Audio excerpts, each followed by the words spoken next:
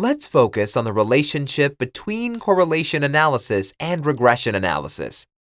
There is a single expression that sums it up nicely. Correlation does not imply causation. Let's spend one more minute on that. First, correlation measures the degree of relationship between two variables.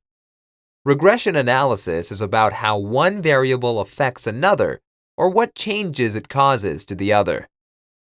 Second, correlation doesn't capture causality, but the degree of interrelation between the two variables. Regression is based on causality. It shows no degree of connection, but cause and effect. Third, a property of correlation is that the correlation between x and y is the same as between y and x. This you can easily see from the formula, which is symmetrical. Regressions of y on x and x on y yield different results. Think about our example with income and education. Predicting income based on education makes sense, but the opposite does not. Finally, the two methods have a very different graphical representation.